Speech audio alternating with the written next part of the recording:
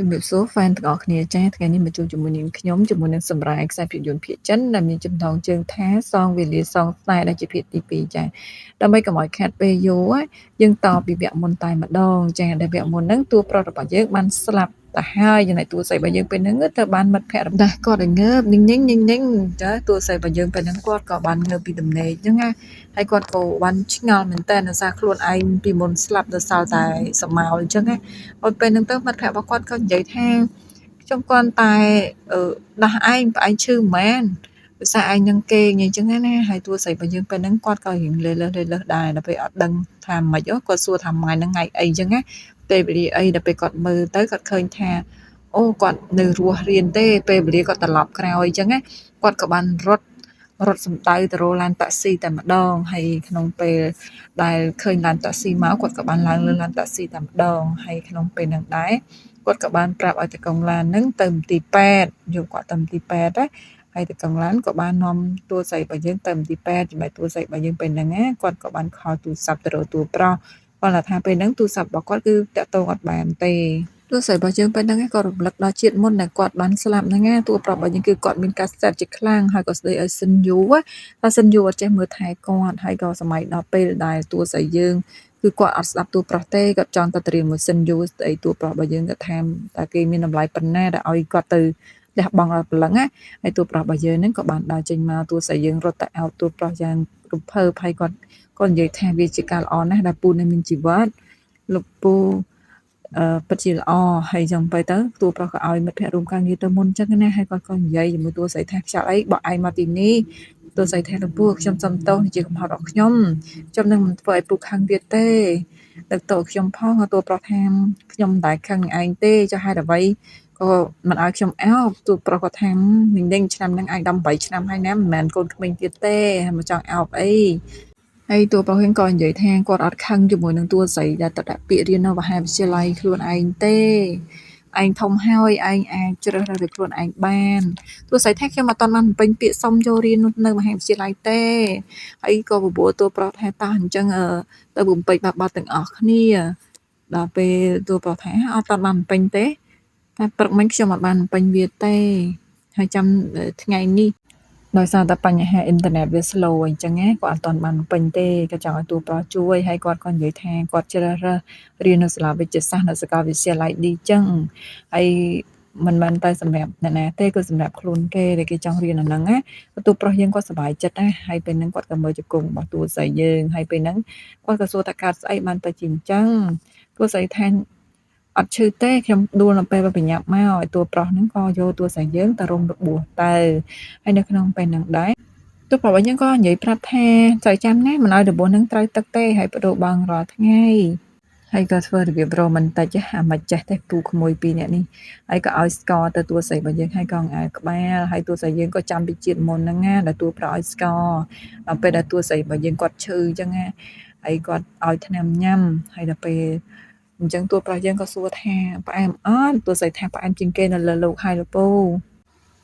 និយាយទៅតួស្រីចេញមកវគ្គដែលក្រៅពីស្លាប់រួចខ្លួនមកកាតម្ដងទៀតហ្នឹងណាគឺតួស្រីរបស់យើងលេងភ្លើទៀតហើយនិយាយមួយម៉ាត់ចឹងណាគាត់របៀបថាគាត់ដឹងហើយពេលហ្នឹងគាត់ឃើញមិត្តភ័ក្តិរបស់គាត់ក៏ដូចជាស៊ិនយូហ្នឹងណាមកសំណេះដែលតួម្នាក់នេះហើយដែលធ្វើឲ្យតួស្រីយើងហ្នឹងណាអត់បានជួបមួយស៊ិនយូនៅជាតិមុនដែល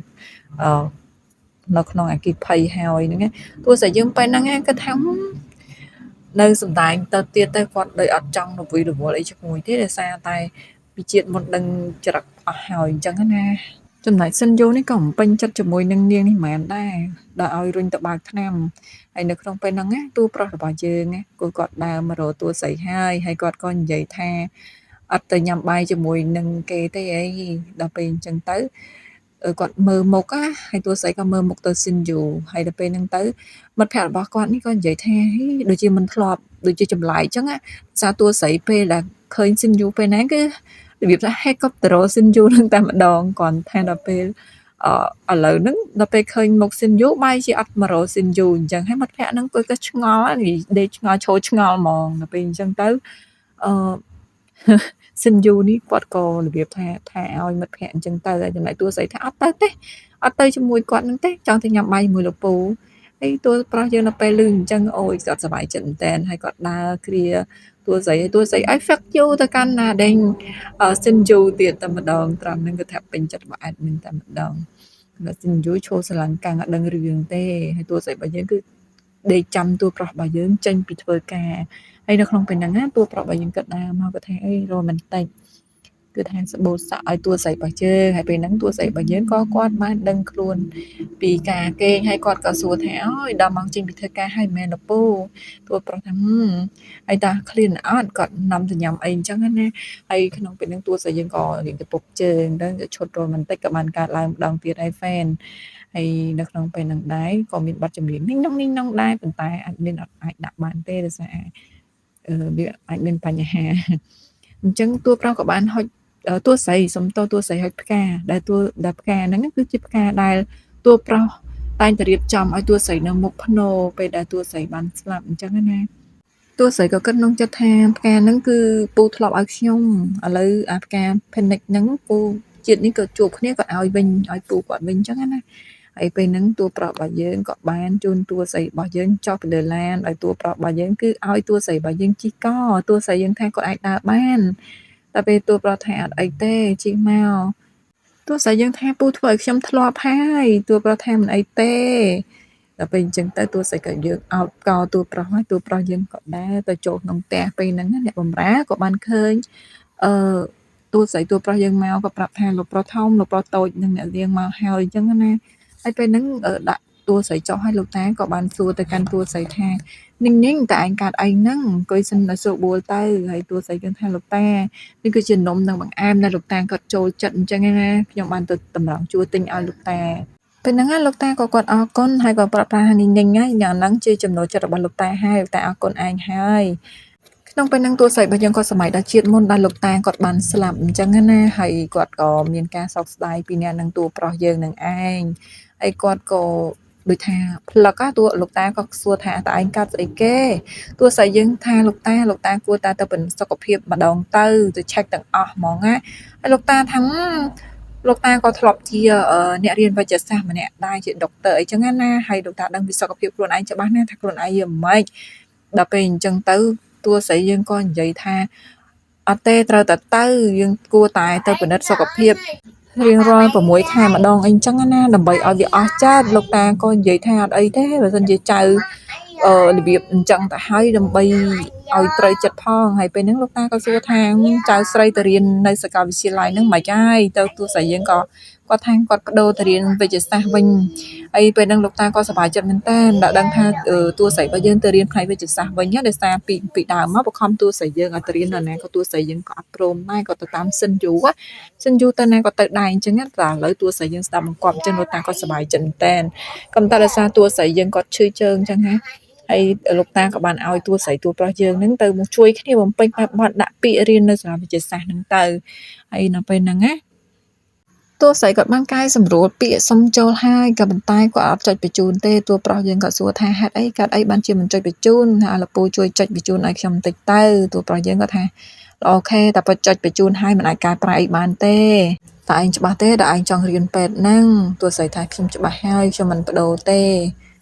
ពេលដែលធ្វើរួចរាល់ហើយតួប្រុសរបស់យើងបានអូសដៃតួស្រីយើងឲ្យទៅគេងហើយពេលហ្នឹងតួស្រីរបស់យើងក៏ធ្វើងាកងក់ដាក់តួប្រុសយើងតែម្ដងថាគាត់សុំគេងនៅក្នុងបន្ទប់តួប្រុសផង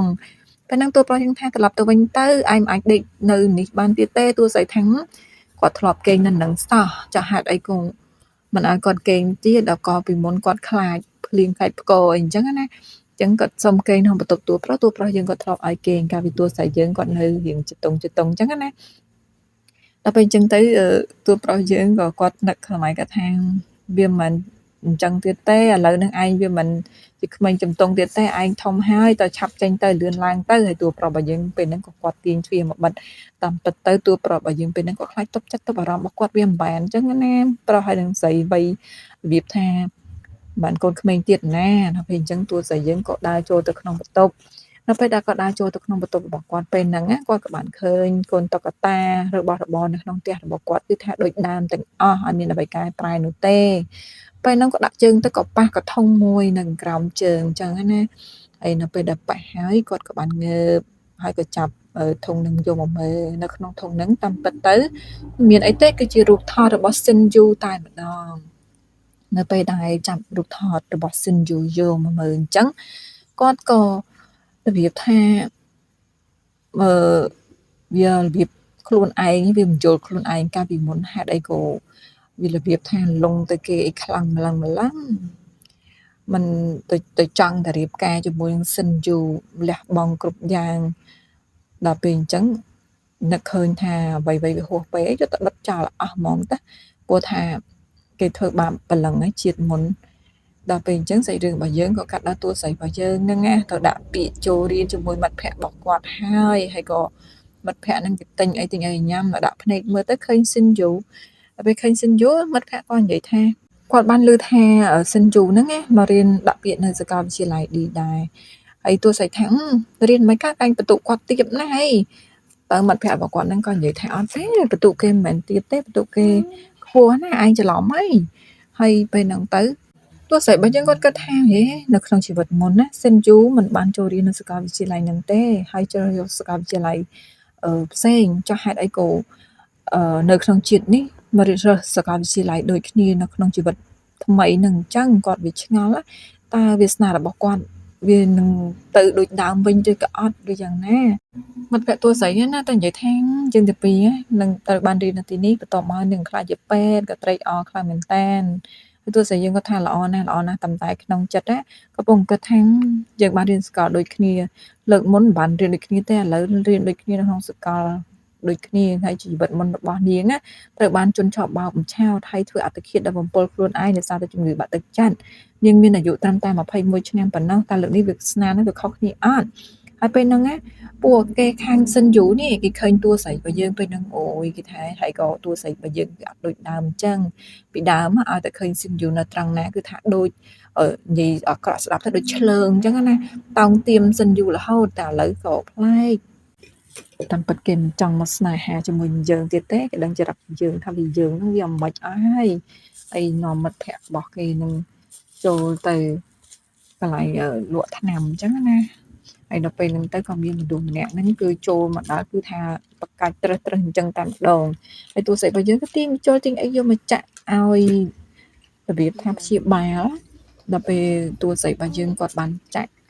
ជុលចាក់អីអញ្ចឹងទៅបរោះដែរកំពុងតែបកាច់ហ្នឹងណាគាត់ក៏លក្ខណៈថាគាត់វិធូហើយចំណុច Shinju វិញគឺថាលួចមើលនៅខាងក្រៅពីតួស្រីរបស់យើងតែគាត់មិនក៏លក្ខណៈថាខុសប្លែកអីចឹងណា Shinju ក៏លួចមើលនៅខាងក្រៅហើយតួស្រីរបស់យើងថាបើជាមិនអីទេពេលនេះគាត់អាចដូចស្រួលបួលវិញហើយបញ្ជូនគាត់ហ្នឹងទៅឡានពេទ្យឲ្យពេទ្យមកយកអីចឹងទៅព្រោះគាត់អាចជួយសម្រួលបានត្រឹមតែឲ្យគាត់ដឹងខ្លួនហើយពេលហ្នឹងតួប្រុសរបស់យើងក៏គាត់មកហើយក៏គាត់សួរនាំណាថាមិនកើតអីអញ្ចឹងតួស្រីក៏គាត់ថាអត់អីទេគាត់អាចសង្គ្រោះបឋមបានអញ្ចឹងណាសាច់រឿងរបស់យើងក៏សន្មតថាសូមរងចាំទស្សនាភាគបន្តហើយក៏សូមអរគុណដល់ fan ទាំងអស់គ្នាដែលបានឆ្លងនិងគ្រប់គ្រងនេះខ្ញុំកន្លងមកហើយក៏សូមអភ័យទោសផងដែរនៅរាល់កំហុសខុសឆ្គងក៏ដូចជាដាក់វីដេអូរៀងទូចបែបនេះដោយសារតែមានបញ្ហានៅក្នុង page បើសិនជានាងខ្ញុំនៅបន្តធ្វើពេញវាច្បាស់ជាខូច page ទៀតអញ្ចឹងហើយបើសិនជាមិនពេញចិត្តក៏បងប្អូនអាចអូសរំលងបានសូមអរគុណជម្រាបលា